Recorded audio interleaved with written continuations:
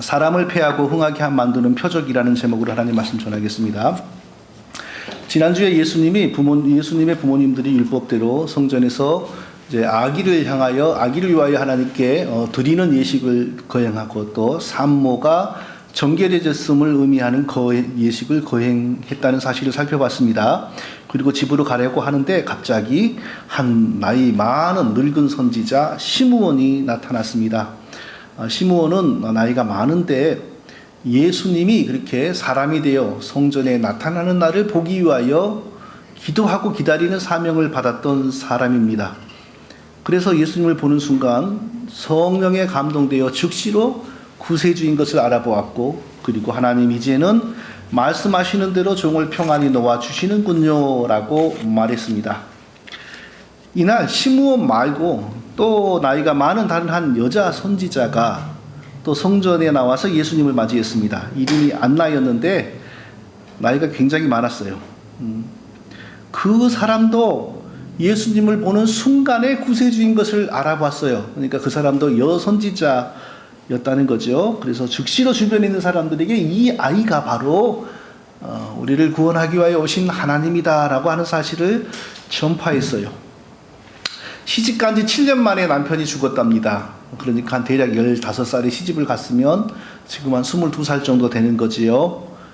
남편이 죽고 84년을 홀로 이렇게 성전을 드나들면서 기도하고 구세주가 오시는 것을 기다리면서 살아왔습니다.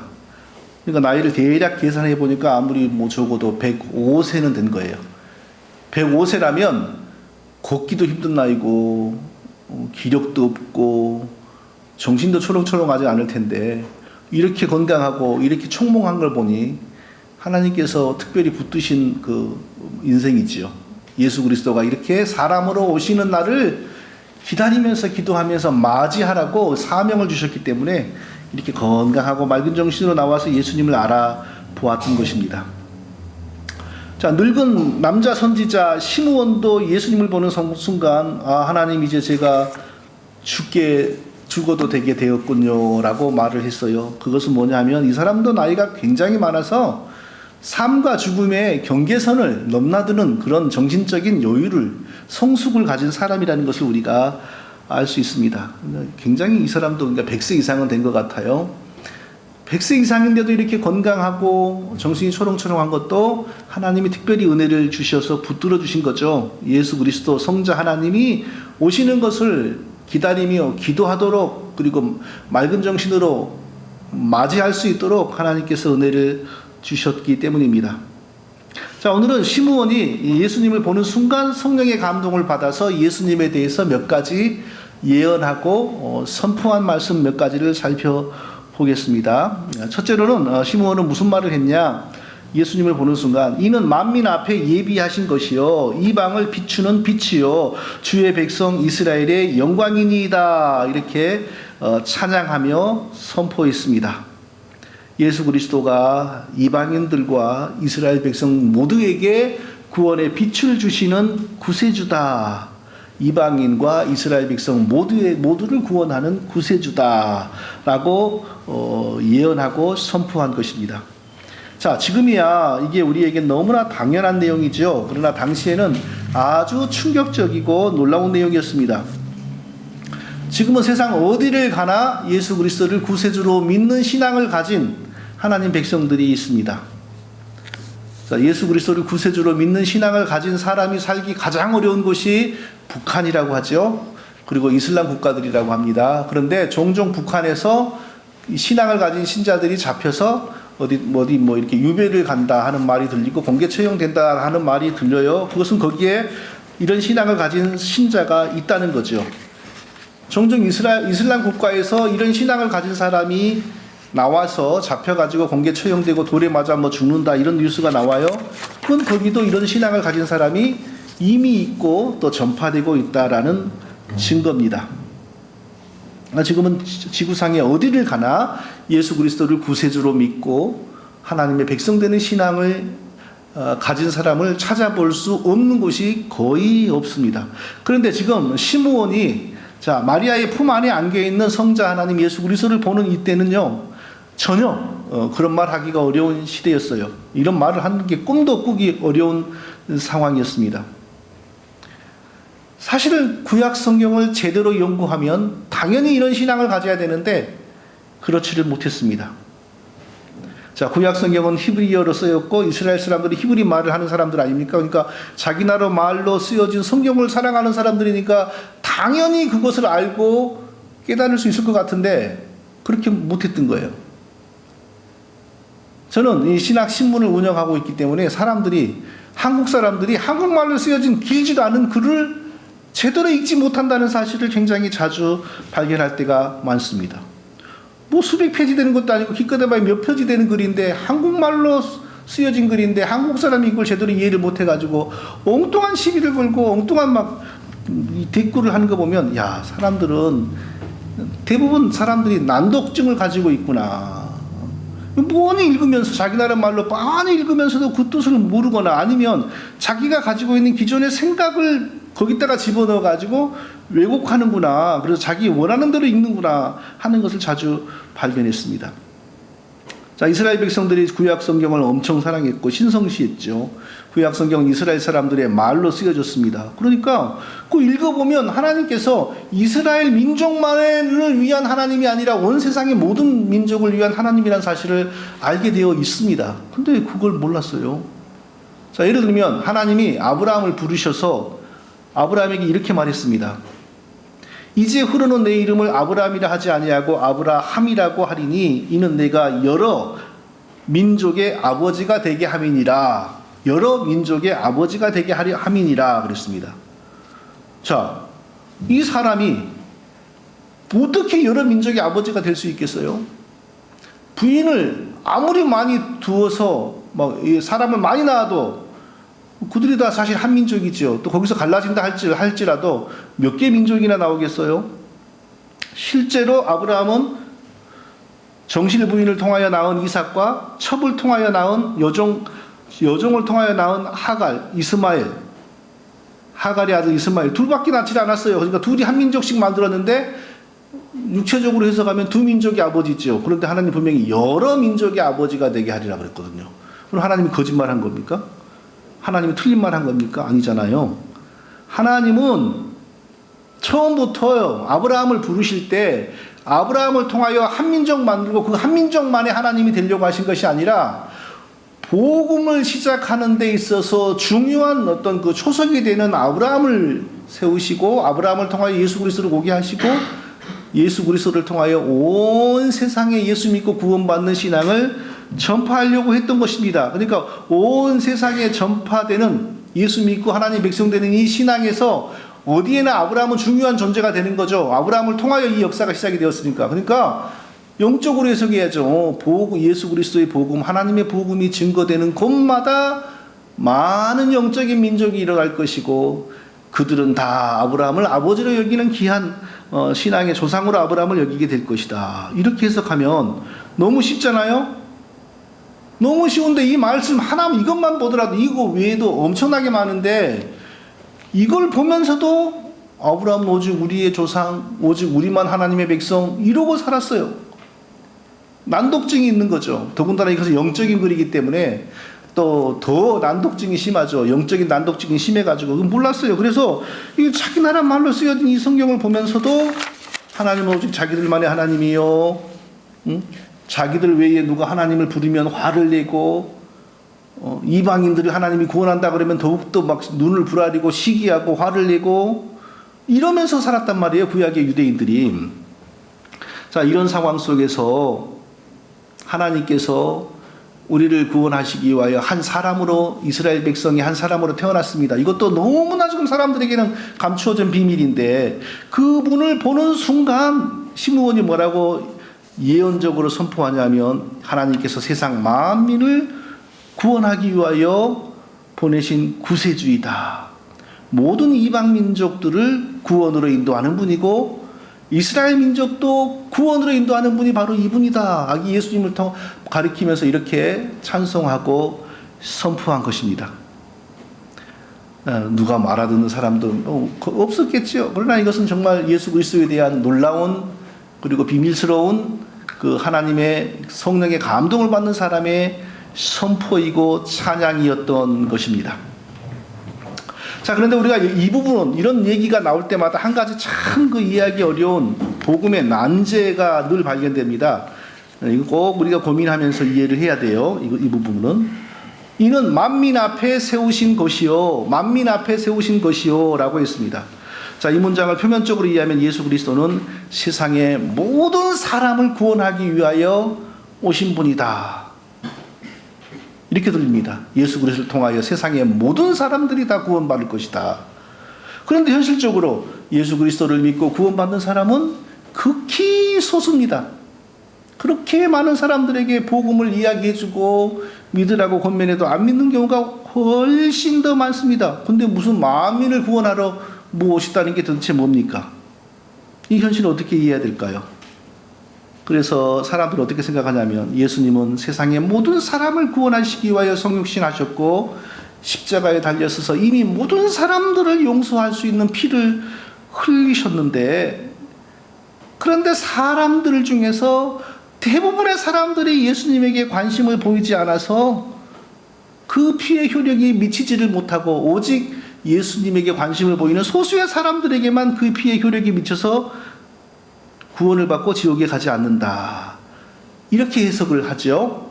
자, 이것을 뭐라고 신학적으로 부르냐면 보편구원론이라고 합니다. 보편구원론이란 말은 무슨 말이냐 하면요, 예수님은 보편적으로 지상에 숨쉬는 모든 사람들을 구원하기 위하여 성육신하셨고 그 모든 사람들을 구원하기 위하여 십자가에서 피를 흘렸다. 보편적인 구원의 길을 이미 만들어 놨다. 그런데 너무도 많은 사람들이 예수님을 믿지 않아 그 피의 효력이 그들에게 적용되지 않으므로 대부분의 사람들이 지옥에 가고 있다. 이게 바로 보편구원론입니다. 근데 우리가 만인구원론이라는 말도 들어보셨죠? 만인구원론. 이건 뭐냐? 예수님이 십자가에 피를 흘림으로 이미 모든 사람들은 구원받아버렸다. 믿거나 안 믿거나 상관없이. 만인구원론은 더 나쁜 것이고 보편구원론은 우리를 좀 더 헷갈리게 하죠. 보편구원론을 믿으면 우리의 기독교 신앙이 파괴되어 버립니다. 왜냐하면 우리의 영원의 운명이 우리 자신에게 달렸다고 보기 때문입니다. 보편구원론의 예수님은 어떤 분이냐 하면요, 무수히 지나가는 사람들이 지나가는데 길가에 와서 좌판을 벌려놓고 가만히 앉아있는 분입니다. 그리고 그 좌판 위에 자기의 복음과 보혈을 딱 올려놓고 여러분들을 지나가다가 구원받고 싶으면 이걸 가지세요. 누구든지 지나가다가 구원받고 싶은 사람이 이것을 가지세요. 그러면 구원받습니다.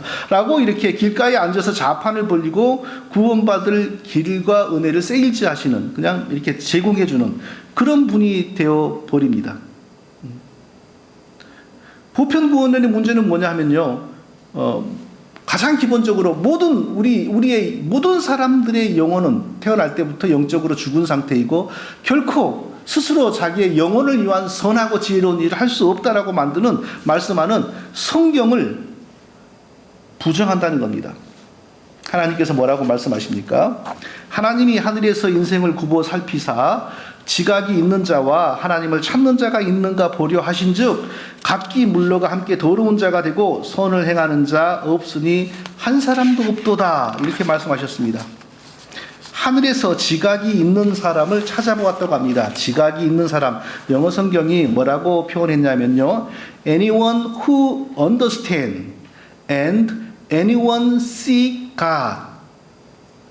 자기의 영적인 처지나 비참함을 이해하는 사람, 그리고 자기의 영적인 상황을 해결하기 위해 하나님을 찾는 사람, 이걸 보고 지각이 있는 사람이다. 이렇게 성경은 말하고 있는 것입니다. 그런데 하나님 보시니까 자기의 영적인 상태를 이해하고 자기가 거기에서 벗어나려고 하나님을 찾는 사람이 없고 한 사람도 없다.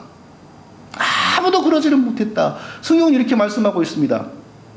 그러므로 예수님이 길가에 좌판을 벌려놓고 내가 너희를 구원할 수 있는 피를 이미 다 흘렸으니까 누구든지 구원받고 싶은 사람은 이 피를 가져가면 된다. 이 피를 갖다가 마시면 된다라고 좌판을 벌려놓고 사람들에게 기회를 다 준다 한들, 돈도 안 내고 가져가라고 다 기회를 준다고 한들 지각이 있는 사람이 없으므로 한 사람도 예수님의 피를 믿으려고 하는 사람은 없다는 것입니다. 이게 성경의 가르침입니다. 그러니까 성경의 가르침이 진실이라면 모든 사람들을 위하여 예수님이 이미 죽고 누구든지 구원받기를 원하는 사람이 예수님을 믿으면 된다는 이 보편론 구원론은 안 되는 겁니다. 안 되는 거예요, 그러면요. 그러니까 진짜 우리가 하나님을 어찌 믿어서 구원을 얻었는지를 설명하는 것은 보편 구원론이 아닙니다. 보편 구원론에 의하면 예수님의 성품이 설명이 되지가 않아요. 성경은 뭐라고 설명합니까? 이미 여기 99마리의 구원받은 백성이 있습니다. 양이 있습니다. 그런데 한 마리가 없어요. 예수님 사랑은 한 마리가 지금 없어졌어요. 어떻게 한다고 예수님이요? 여기 뭐 199마리나 있는데 뭐 한 마리 있으나 마나 이런 게 아니라 그 한 마리를 위하여 99마리를 놔두고 들판을 찾아다니면서 찾아내는 분이 바로 예수님이다. 보편구원론은 이 예수님의 성품을 설명할 수가 없어요. 그 사랑을 설명하지는 못해요. 참된 기독교와 성경이 말씀하는 하나님의 사랑, 우리 구원해 주시는 하나님의 은혜와 사랑은 하나님이 자기 백성을 처음부터 가지신다는 것입니다. 여러 나라와 여러 민족들 가운데 자기 백성을 하나님이 처음부터 정하십니다. 그리고 그 자기 백성이 되기로 정해진 사람에게 하나님의 섭리와 작정에 작동하여 반드시 복음이 들어갑니다. 반드시 복음이 전파되면, 복음이 선포될 때 성령께서 역사하셔서 그 사람이 복음을 믿게 됩니다. 어떤 사람은 한국에 살면 절대 예수님을 안 믿었을 겁니다. 근데 미국에 와가지고 외롭고 고독하고 어렵고 병도 드니까 마음이 외로워지고 가난해지니까 어떤 사람이 교회 좀 가보자 하니까 교회를 나오게 됐습니다. 교회를 나왔는데 거기 가보니까 정희철 목사라고 하는 사람이 있었어요. 정희철 목사가 이 복음에 대해서 또 힘껏 순결하게 복음을 전했어요. 다른 때 같으면 의뢰 교회 가면 저런 말을 하지 뭐 교회는 다 저런 소리를 하지 하고 다 그냥 넘기는데, 그날은 그 복음이, 정희철 목사가 전하는 복음이 마음에 막 새로운 거예요. 왜 그럴까요? 하나님 백성을 믿게 하셔서 구원하시는 성령께서 역사하시니까 그 말씀이 마음에 적용이 되는 겁니다. 말씀이 마음에 적용되면서 믿음이 형성이 되는 겁니다. 믿음이 형성이 되니까 예수 그리스도의 십자가의 은혜가 그 믿음을 통하여 내게 적용이 되는 거예요. 하나님 백성이 되는 거죠. 구원을 받는 겁니다. 죄사함을 받는 겁니다. 만일 우리 힘으로, 우리 자신만으로 아무리 용을 쓰면서 말씀을 믿으려고 하면 절대 우리는 말씀을 믿어질 수가 없습니다. 지식은 가질 수가 있지만 복음이 선포될 때 하나님 백성을 믿게 하시려고 하나님께서 성령으로 역사하심으로 그 말씀에 대한 믿음이 우리에게 생깁니다. 사도 바울을 생각해 보십시오. 예수님과 예수님을 믿는 사람들을 핍박하고 죽이고 또 다메섹까지 가서 잡아 죽이려고 말을 타고 부하들을 이끌고 갔습니다. 몇 명이 갔는지 모르겠어요. 적어도 한 10명은 데리고 갔을 것 같아요. 근데 한참 길을 가는데 갑자기 예수님이 친히 찾아와서 말씀을 주십니다. 사울아, 네가 어찌하여 나를 핍박하느냐 말씀을 주십니다.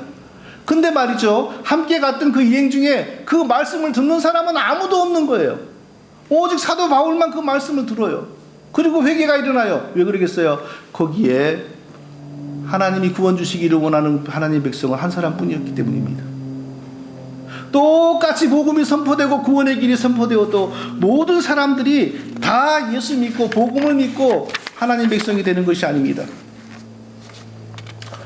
우리는 어떻게 구원을 얻었습니까? 사람이 되어 오신 성자 하나님 예수 그리스도를 위하여, 예수 그리스도가 우리를 위하여 하신 일에 대해서 말씀을 들음으로, 그 말씀을 들을 때에 성령께서 우리 마음에서 역사하심으로 그 말씀에 대한 믿음이 생깁니다. 그러니까 항상 복음이 선포되어야 됩니다. 복음을 듣기만 한다고 모든 사람에게 그 믿음이 형성이 된 게 아니라 영적으로 무능한 죄인들 가운데 하나님께서 자기 백성을 살리기 위하여 역사하심으로 그 말씀에 대한 믿음이 생기는 겁니다. 자, 이런 구원론이 아니고서는 하나님의 사랑, 하나님의 은혜 절대 설명되지 않습니다. 보편 구원론을 믿으면 그건 믿는 것이 아닙니다. 하나님 믿는 것은 하나님의 말씀이 우리 속에 들어오는 겁니다. 그런데 다른 말씀이 우리 속에 들어와서 믿음을 가지는 것은 다른 신이 들어오는 겁니다. 껍데기만 기독교입니다. 하나님의 말씀을 온전하게 믿어야 됩니다. 성경대로 믿어야 됩니다. 모든 사람을 구원하기 위하여 예수님이 십자가에 피 흘리고 죽었는데 그 중에 마음이 쓰여서 믿는 사람만 구원을 받는다. 그런 기독교는 없습니다. 하나님이 자기 백성을 처음부터 가지셨습니다. 아무 공로 없음에도 불구하고 자기 백성을 가지셨습니다. 그리고 그들을 복음 앞으로 인도하고 성령으로 믿게 하시고 성령으로 말미암아 믿을 때에 그 믿음 보시고 의롭다 하시고 그리고 예수 그리스도의 의를 덧입혀서 구원을 해 주시는 것입니다. 자, 이런 믿음을 가지는 교회가요, 역사적으로 보편 구원론을 믿는 교회들보다 훨씬 더 기도를 많이 하고 더 많은 부흥을 일으키고 더 많이 선교사를 파송하고 더 많이 전도했다는 게 역사적으로 증명이 되어 있습니다. 이게 바로 진리이기 때문이죠. 사람에게 자기 영혼의 운명을 맡기는 복음이 사람으로 하여금 더 잘 믿게 하는 것 같지만 그렇지 못합니다. 자, 그러므로 우리가 하나님의 은혜를 온전히 이해하고 있다면, 하나님의 사랑을 온전히 깨닫고 있다면 우리는 어떻게 해야 됩니까? 쉬지 않고 말씀을 우리도 전해야 돼요. 이게 바로 올바른 믿음을 가진 성도의 열매인 것입니다. 하나님이 자기 백성을 정하시고 성령께서 믿게 하신다는 것이 먼저 믿는 사람들이 아무 일도 안 해도 된다는 것은 절대 의미하는 게 아닙니다. 사도 바울이 고린도에서 힘써서 전도하고 있을 때 얼마나 핍박이 많은지 사도 바울이 주춤하고 뒤로 물러설 뻔했습니다. 그때 예수님이 밤에 오셔서 뭐라고 그랬습니까? 두려워 말고 담대하라. 이 성에 내 백성이 많으니라. 고린도에 예수님의 백성이 많았습니다. 근데 그들을 구원해야 되는데 지금 예수님이 누구를 쓰고 있습니까? 사도 바울의 입을 쓰고 있는 겁니다. 근데 사도 바울이 두려워 떨고 주춤하여 복음을 전하지 않으면 성령께서 자기 백성들을 구원해낼 수가 없는 겁니다. 그래서 두려워 말고 담대하라. 이 성에 내 백성이 많으니라 라고 한 것입니다.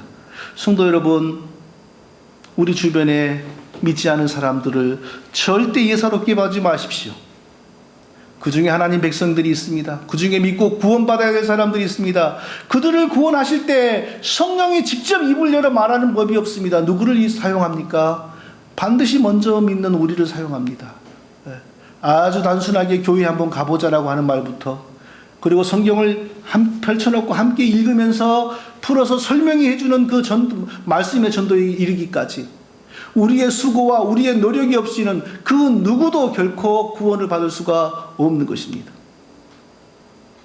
네 영혼이 네 결정에 달렸다라고 믿는 사람들을 통하여 구원이 많이 일어나는 것이 아니고, 하나님 백성은 처음부터 정해져 있다.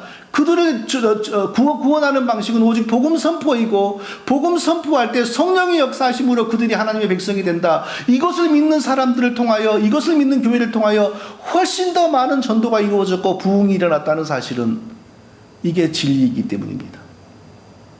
우리가 진리에 속한 백성들이라면 쉬지 말고 전도해야 됩니다. 쉬지 말고 사람들을 구원해야 됩니다. 항상 교회에 가보자고, 말씀을 들어보자고, 성경을 공부하자고, 쉬지 말고 입을 열어야 됩니다. 우리의 입을 통하여 성령께서 하나님 백성을 회심시키시고 믿음을 주셔서 예수 그리스도의 십자가가 그 사람에게 적용됨으로 구원받는 놀라운 역사가 일어나는 것입니다. 둘째로 또 시므온의 말에서 우리가 무슨 또 중요한 사실을 발견할 수 있냐면요, 예수 그리스도의 십자가는 모든 사람들에게는 절대적으로 연관이 된 중요한 것이라는 것입니다. 어떤 식으로 연관이 됩니까? 어떤 사람에게는 놀라운 하나님의 위로로 다가오고 어떤 사람에게는 무한대의 저주와 심판으로 다가온다는 것입니다. 이 아이는 이스라엘 중 많은 사람들의 패하고 흥함을 위하여 비방을 받는 표적되기 위하여 세움을 입었고, 아기 예수 그리스도를 보는 순간 시므온은 이렇게 찬송하며 예언했습니다. 이 아이는 이스라엘 중 많은 사람들의 패하고 흥함을 위하여 비방을 받는 표적되기 위하여 세움을 입었고, 많은 사람들이 영원히 살고 많은 사람들이 영원히 죽는 것과 마리아의 품 안에 안겨있는 어린 아기가 깊이 연관되어 있다라는 사실을 예언한 것입니다. 누가 그 주변에서 그 말을 정말 주의 깊게 들었다면 참 신기했겠지요. 이 어린아이가 응애하는 어린아이가 어찌 이 세상에 많은 사람들이 영원히 죽는 것과 또 세상에 많은 사람들이 영원히 사는 것과 그렇게 연관이 되어 있어서 많은 사람들이 패하고 흥하는 운명을 결정짓는 마침표가 될 수 있다는 것인가? 많은 사람들이 아마 듣지 않았지만 그 말을 듣는 불과 몇 사람들은 굉장히 신기하고 놀랐을 겁니다. 자, 믿고 구원받는 하나님 백성에게 예수 그리스도의 피 묻은 십자가는 어떤 의미가 있을까요? 또 반대로 믿지 않고 영원히 멸망의 길로 가는 하나님의 심판을 받는 사람들에게 예수 그리스도의 피가 묻은 십자가는 어떤 의미가 있을까요? 자, 먼저 끝까지 믿지 않고 영원한 저주와 형벌에 처해지는 사람들에게 예수 그리스도의 십자가와 피가 어떤 의미가 되는지를 생각해 보겠습니다. 한마디로 말하면 영원히 멸망받는 사람들에게 예수 그리스도의 십자가는 극도의 정죄 그리고 무한대의 저주의 표적이 되는 것입니다. 예수 그리스도가 십자가에 달려 정말 비참하게 고난을 받으며 저주를 받으며 정말 끔찍하게 고통을 당하며 죽어가는 모습을 볼 때 용서받지 못하는 한 사람 한 사람을 향한 하나님의 저주와 심판이 바로 그와 같다는 사실을 끝까지 믿지 않은 사람들에게 계속 선포되고 울려 퍼지는 하나님의 진노와 저주의 표적이 되는 것입니다. 역사를 보면요, 이 세상의 인간 권세자들이 자기를 힘들게 한 정적들을 해치는 모습을 종종 볼 수가 있습니다. 그런데 그가 그 사람을 얼마나 미워했는가에 따라 죽이는, 고통을 주고 죽이는 강도가 다릅니다. 자, 중국의 그 초한지라고 하는 고전이 있죠. 초한지는 그 한나라가 세워지는 초기 단계에서 유방이라고 하는 인물과 항우라고 하는 인물이 싸우는 모습을 보여줍니다. 자, 유방이라고 하는 사람은 실력으로는 항우를 절대 이길 수 없는 사람이었습니다. 백전백패했습니다. 제 생각으로는 아마 100전 98패했을 겁니다. 근데 마지막 몇 번에 이겨가지고 나라를 차지하고 항우가 죽은 겁니다. 그럼 유방은 어떻게 항우를 이겼냐? 자기 혼자의 힘으로 안 되니까 가급적 많은 사람들을 자기 편으로 끌어들입니다. 항상 지나가는 산적도 자기 편으로 끌어들이고 누구든지 자기 편으로 끌어들이고 약속을 해요. 너는 여기 어디에 왕 시켜준다, 어디에 왕 시켜준다, 어느 땅을 너한테 준다. 나는 황제하고 너는 여기 왕 저기 왕 해라. 이게 이 사람의 전략이었어요. 그러니까 어차피 황제는 못 될 거고 또 뭔가를 한 자리 하고 싶은 사람들은 전부 이 사람에게 모여듭니다. 자기 실력은 좀 부족하고 많은 사람들을 이용해가지고 나라를 얻고 나니까 이제 어떤 상황이 전개되냐면요. 황제는 되었지만 막 군사를 가지고 자기보다 잘 싸우는 사람들이 어디 왕대 있잖아요. 부담스러운 거예요. 항상 부담스러워요. 그리고 또 한 자리 차지한 사람 입장에서는 항상 불만이에요. 내가 없었으면 자기가 안 됐을 텐데 나한테 주는 게 이거밖에 안 되냐 하면서 항상 불만이에요. 그러니까 이제 나라를 얻었지만 그때부터는 다른 긴장이 시작이 되는 거죠. 거기서 바로 토사구팽이 나온 겁니다. 제일 먼저 죽은 사람이 팽월이라고 하는 왕인데요. 정말 이 사람은 게릴라전에 능했던 사람입니다. 그래서 그 항우의 뒤에서 군량을 뺏고 항우를 괴롭히기를 너무너무 잘했어요. 근데 이 사람이 그렇게 명확하게 반란을 저지르지도 않았는데 유방이 이 사람을 죽입니다. 근데 죽인데 어떻게 죽이냐면 그 시체를 막 갈갈이 찢어가지고 소금에 절여놓습니다. 젓갈처럼. 왜 그랬을까요? 얘가 군사가 있고 싸움 좀 잘한다고 해서 자꾸 자기 심기를 건드린 거예요. 그러니까 이제 죽일 때 막 자기의 극도의 감정을 다 쏟아서 죽이는 겁니다.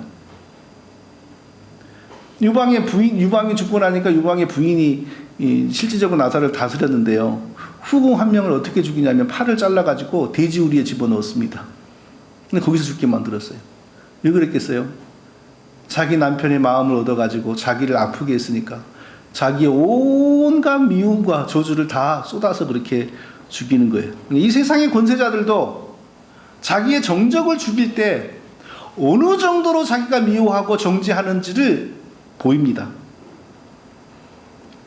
예수 그리스도는 우리를 대신하여 우리의 대표로 십자가에 달려 죽으셨습니다. 하나님이 예수 그리스도를 저주하고 죽이는 모습을 보면 우리 한 사람 한 사람에 대한 하나님의 저주와 미움이 어느 정도인지를 정확하게 알 수 있는 것입니다. 자기 아들임에도 불구하고 나를 대신하는 존재이기 때문에 십자가에 못 박아서 처절하게 매질을 당하고 피 흘리고 창에 찔려서 죽어가게 하는 그 하나님의 모습을 보면 죄 용서를 받지 못한 우리 죄인들 한 사람 한 사람에 대한 하나님의 저주와 심판과 미움이 얼마나 극도로 심한지를 우리가 알 수가 있는 것입니다. 그러므로 예수님의 십자가는 끝내 믿지 않고 죽은 사람들에게는 어떤 표적이 됩니까? 하나님의 무한대의 저주와 극도의 심판의 표적이 되는 겁니다. 반대로 예수 믿고 구원받는 우리에게는요, 하나님의 무한대의 용서와 무한대의 위로의 표적이 됩니다. 내가 저 자리에 달려 저렇게 피 흘리고 죽어야 하는데 나를 대신하여 예수 그리스도가 내 대신 매를 맞고 내 대신 창에 찔리고 내 대신 피를 흘리고 죽었으니 하나님이 다시는 나에게 그 죄를 묻지 않고 다시는 나를 정죄하지 않는다.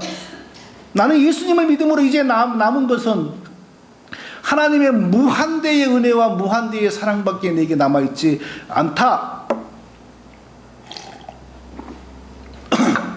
이것이 바로 예수 그리스도의 십자가가 우리 믿는 사람들에게 주시는 메시지인 겁니다.